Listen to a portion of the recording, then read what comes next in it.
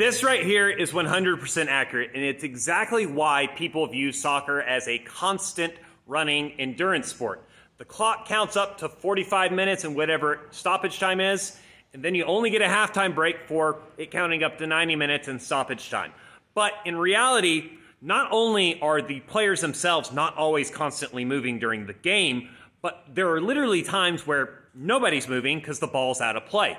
At least before the new stoppage times rules, the ball was actually only in play about 50 minutes of the game. So that adds even more to the stop-startiness of what soccer running actually is. But here's the thing, you don't have to take my word for it. We literally have the data.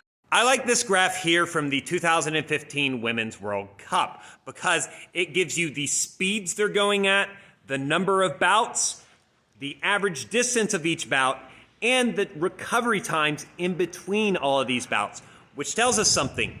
They can differentiate between stoppages and startings of new bouts of movement, be that walking, jogging, or sprinting.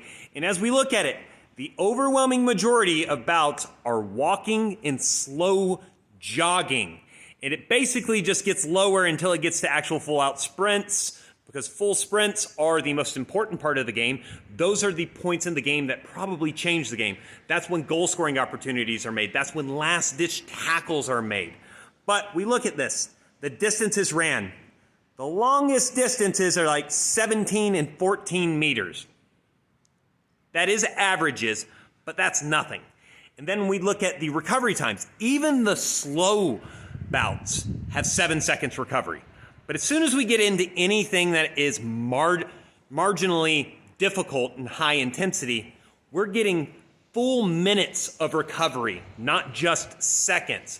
So yes, soccer's more similar to doing a HIIT, high intensity interval training workout, than it is going jogging for 5 miles. So, don't you think that soccer players should probably train more similar to that HIIT workout than, say, a cross-country team trains? Now, this doesn't mean there isn't an endurance component to soccer. Soccer has a speed and power endurance component, which means your ability to repeat bouts of sprinting and other powerful actions throughout the game. However, to train for this is fundamentally different than training for long-distance running. Long-distance running, continue steady state, just keep moving.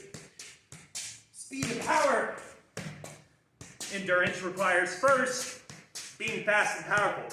You gotta train speed first and then add in speed endurance.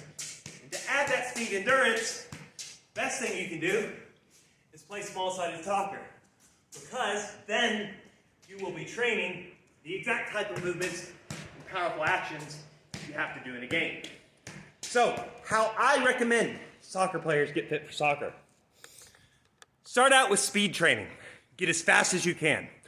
Add in plyometrics and strength training. Then add in some more volume to get that conditioning element.